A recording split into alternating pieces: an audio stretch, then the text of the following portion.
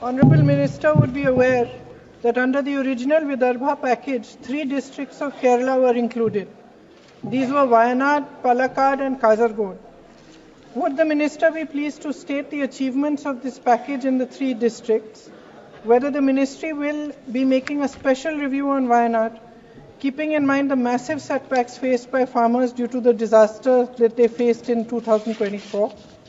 Further, whether the Ministry is informed of the massive difficulties of the rubber farmers in Kerala and is considering inclusion of rubber in the MSP list, and whether the Ministry has any plans regarding the volatility of spice prices. अध्यक्ष महोदय जी, मंत्री महोदय जी ने बहुत उल्लेख किया कि प्रधानमंत्री जी की किसानों की प्रति कितनी हमदर्दी है। प्रधानमंत्री जी खुद वायनाड गए थे, उन्होंने वहां का दुख, वहां की किसानों की पीड़ा खुद देखी। मैं उनसे आग्रह करना चाहती हूं आपके द्वारा कि केरला और वायनाड के किसानों के प्रति भी कुछ हमदर्दी दिखाएं। धन्यवाद। माननीय अध्यक्ष महोदय, किसान किसान हैं, चाहे वो केरल का हो चाहे वो कर्नाटक का हो, हम सब भारत मां के लाल हैं, भेदभाव का कोई सवाल नहीं है। मैं ये निवेदन करना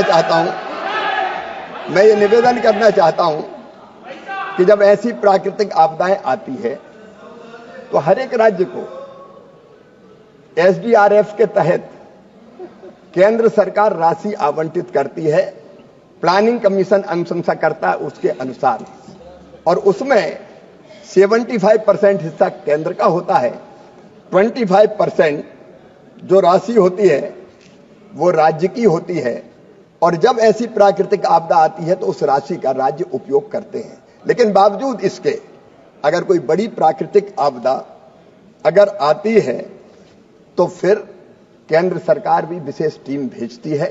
पिछले दिनों माननीय अध्यक्ष महोदय, जब आंध्र में तेलंगाना में दिक्कत हुई थी, अत्यंत वर्षा के कारण बाढ़ की स्थिति पैदा हुई थी, केंद्रीय टीम गई थी, मैं स्वयं भी गया था माननीय अध्यक्ष महोदय।